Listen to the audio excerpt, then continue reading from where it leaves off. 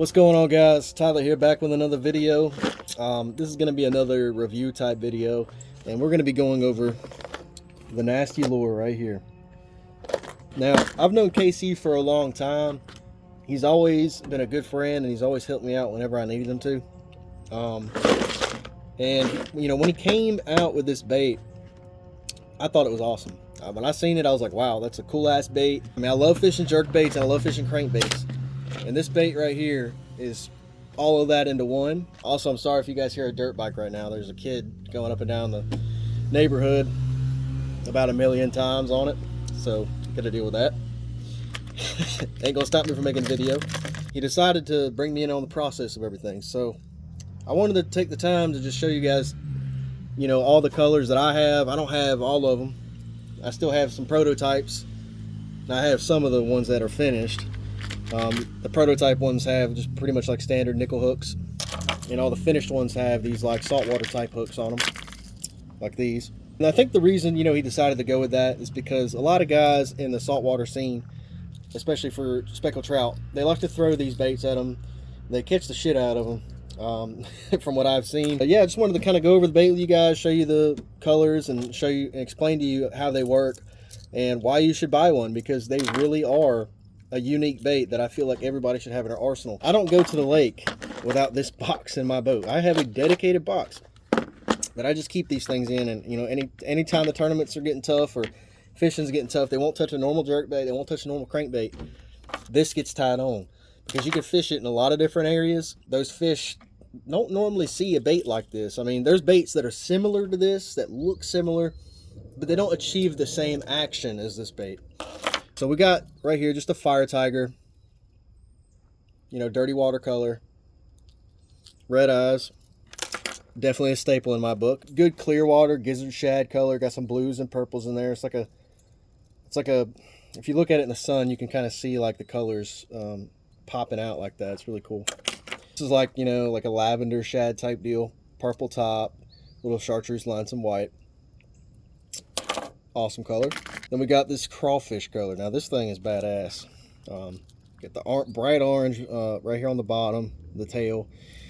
Translucent throughout the bottom half right here. Really natural, clean looking color.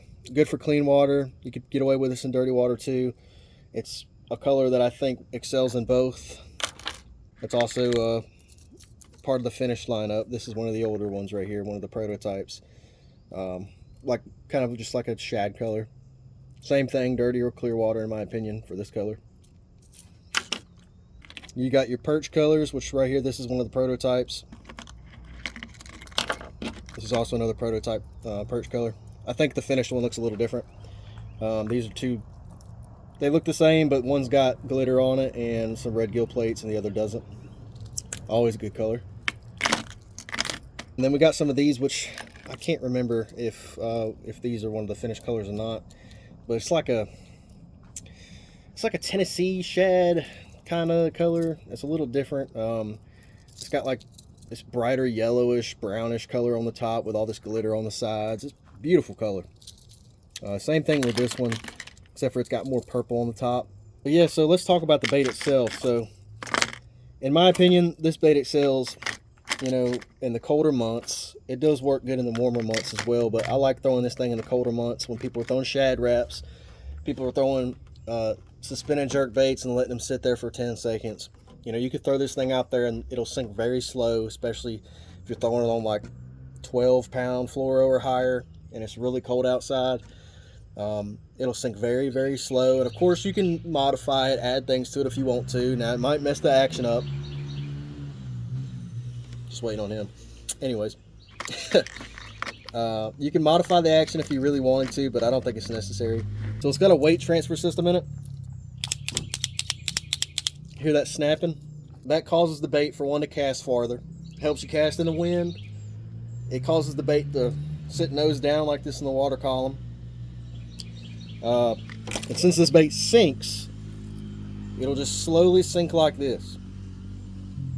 Now once you get down to the bottom, especially if you're fishing on cover like rocks or boulders or brush piles, you know, especially if you have live scope, you can sit there and dance this thing right above the top of that brush pile. crappie, bass, whatever's in that tree is coming out to eat this thing. They'll come out, they'll see this thing kind of just sitting there slowly sink into the tree, dancing along, and they'll just come up and freaking swallow it, dude. I love throwing this thing at Kerr Lake, especially in the springtime around boulders and rock, and just sitting there just kind of dancing it along the bottom of some rocks and boulders. Now, it will get snagged. A lot of baits will, even if they claim they're snagless or whatever. Now, I will say this bait don't get snagged as often as other baits do, especially if you're working it right. But yeah, I mean, you could sit there and just dance this thing right around all the rocks. Fish will come out and eat it. Look just like a little crawfish or a little bait fish just sitting down there finding some food to eat. But yeah, this bait, you just got to find the right rhythm with it. You got to work it, you know, figure it out, see how it works for you. Everybody can fish it a little differently. I mean, KC probably fishes it differently than I do. But you don't want to twitch it too hard. If you're going to work it like a jerk bait, it'll cause the bait to kind of roll too much, and it'll catch the line or foul up. So you kind of have to find that right cadence with the jerk, with your jerking, if you're going to work it like that, so it doesn't do that. Because if you overpower it, since the way it's designed is really streamlined. All right, so I'm going to refilm the ending because my phone was almost out of storage. So I just had to sit there and go through and clear some shit out, because I like recording videos on my phone over the GoPro, especially, you know, these kind of videos and stuff. If you're going to work it like a jerk bait, don't jerk it too hard. You can also work this thing like a shad wrap in the colder weather months. It's designed similarly to a shad wrap. You can crank it. It's got a tight wobble to it, and of course, since it sinks slowly, as you're cranking it around bluffs or cranking it around rocks, whatever you may be cranking it around, you can just kill it and let it slowly sink. Crank it some more, kill it, let it sink. You know, you can work this thing great around bluffs. Just throw it up against a bluff, especially if it has some stairs. You know, like, you know, bluffs, you're fishing bluffs, you know, you could stair step baits. You know, a lot of guys like to throw HUDs. They'll throw HUDs out there, or jigs, and just kind of stair step it down the edges of the bluff. You can do the same thing with this bait. Get it down there to that first one. Walk it down it, let it sink some more. Get down a little deeper, walk it around that. There's a lot of different ways you can fish this bait. I mean, open water, around brush piles, around rock, riprap, bridge pylons, bluffs, laydowns. I mean, you name it, you can fish this bait around it.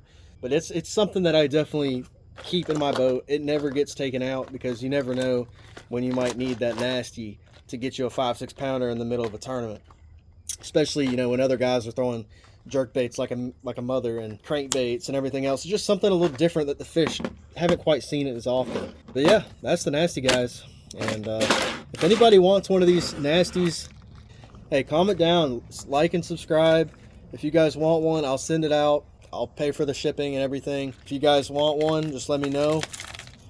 Just let me know what color you want. We got Fire Tiger. Well, I'm sorry, you guys can't have the Fire Tiger. It's the only one I got. Sorry. So the ones up for grabs. The ones up for grabs are the perch, one of these, one of these. This one does have a small blemish to it. But yeah, all you guys got to do if you want to get one of these nasties is just like and subscribe. Comment down below, tell me you want one. Just PM me, send me your address and everything, and I'll get one sent out to you guys, man. Just give it a try. Let me know how you like it. Let me know if you catch anything with it. And I'll see you guys in the next video. Peace.